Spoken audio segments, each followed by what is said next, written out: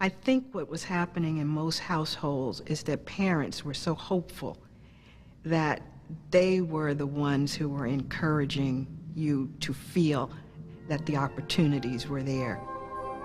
It was believed if you work really hard and you're very good, someone has to give you an opportunity.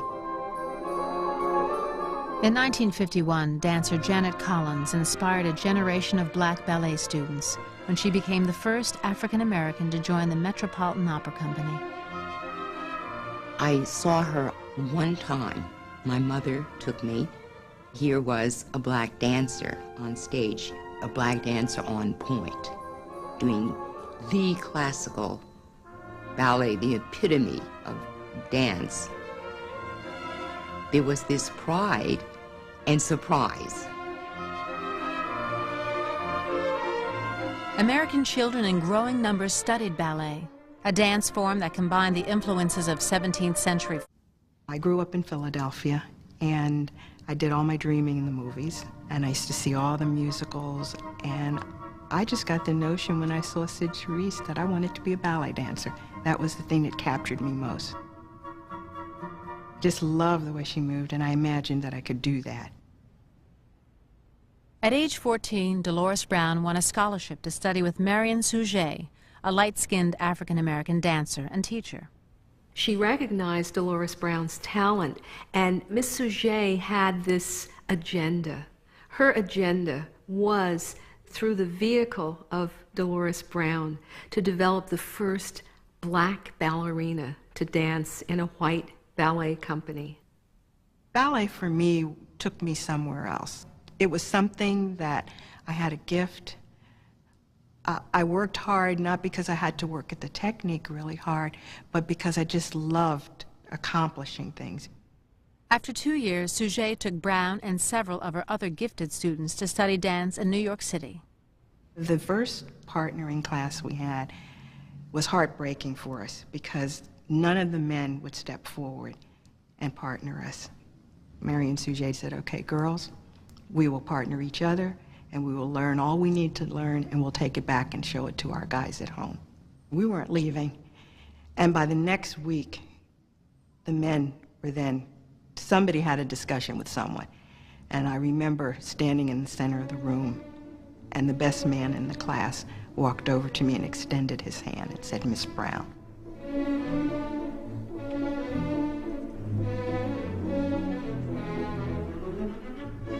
Brown later auditioned successfully for the prestigious School of American Ballet, where she was one of only 6 black students. Like many at the school, she hoped to be chosen eventually for a position with the New York City Ballet. I very much wanted to be a member of New York City Ballet. I love the atmosphere. Exhausted from the strain of earning a living while she took classes, Brown left the school after a year. In 1955, another black student did join. In 1957, Dolores Brown was invited to join a newly created all-black ballet company, the New York Negro Ballet. The New York Negro Ballet represented to me a proving of what we were really capable of doing, a breaking of a mold. The hope was that we were going to be the groundbreakers. With funding from a wealthy patron, Brown and the company embarked on a debut tour that would take them to England, Scotland, and Wales.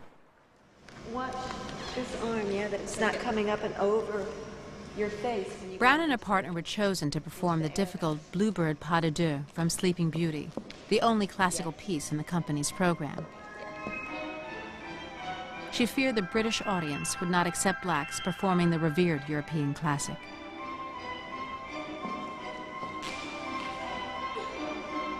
We postponed it, and finally the director said, this is it, kids. You're dancing this pas de deux.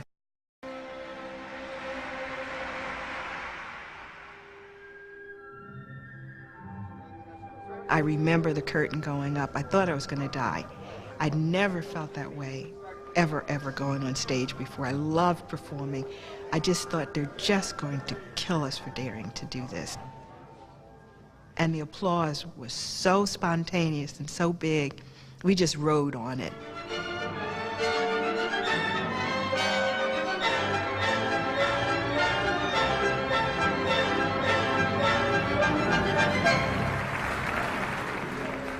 The tour, which was to continue on to France, ended abruptly when the company's patron died.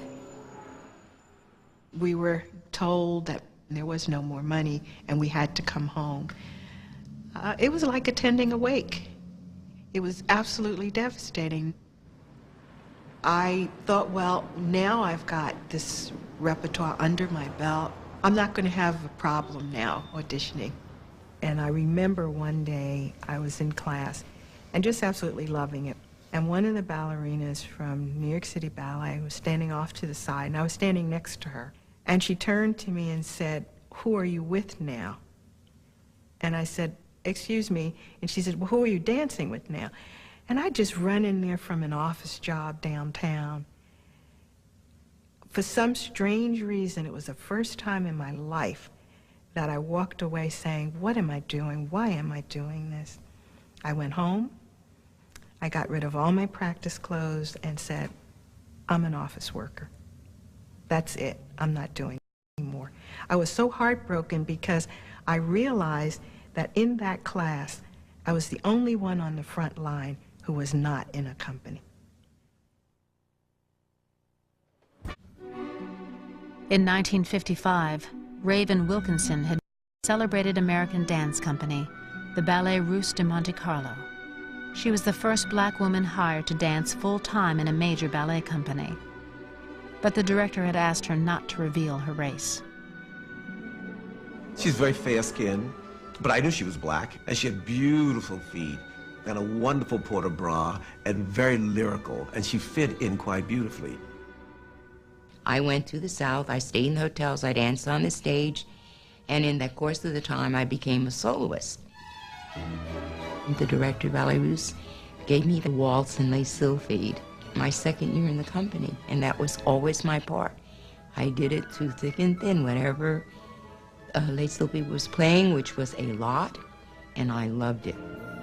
Wilkinson and the company toured the United States and Canada by bus.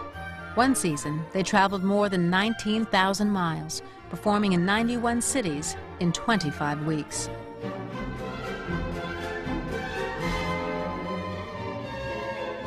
It was tiring. You had to build up a certain endurance.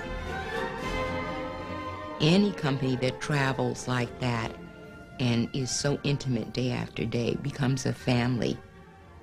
And I must say, we were very supportive. We had a wonderful morale and spirit.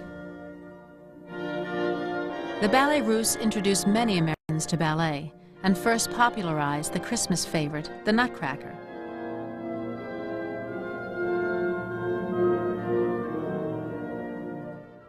In small towns and big cities, the company regularly performed before capacity crowds. I stood there in one theater and I could see the faces. And before I had to make the next move, I just looked out and I saw the most incredible expression on the people's faces of such joy. And I thought to myself, you know, this is a very special blessing to be able to stand here and be a part of something that moves other human beings.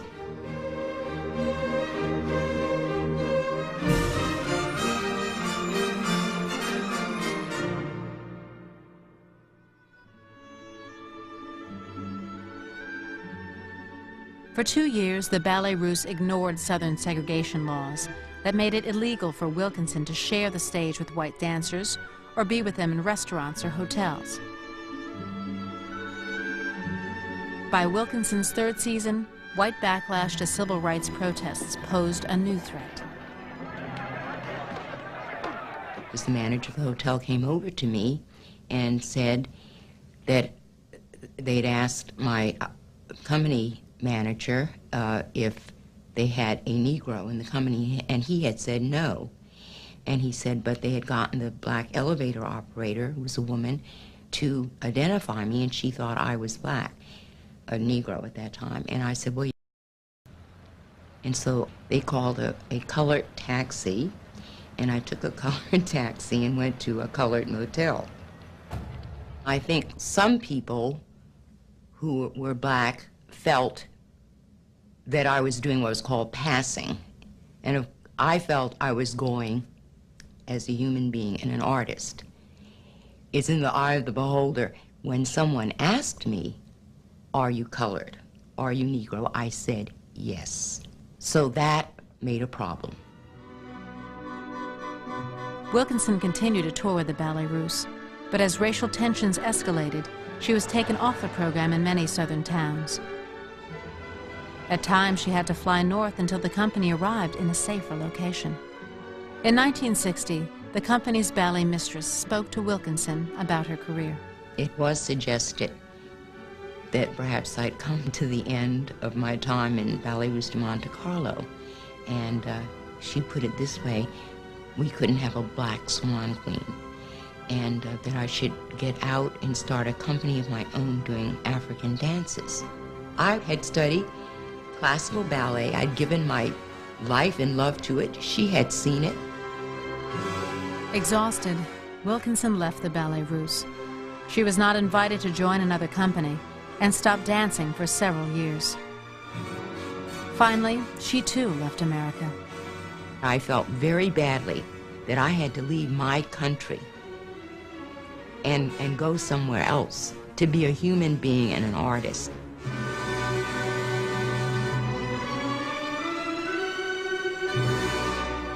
It comes as a shock to discover that the country, which is your birthplace and to which you owe your life and your identity, has not in its whole system of reality evolved any place for you. The disaffection, the demoralization,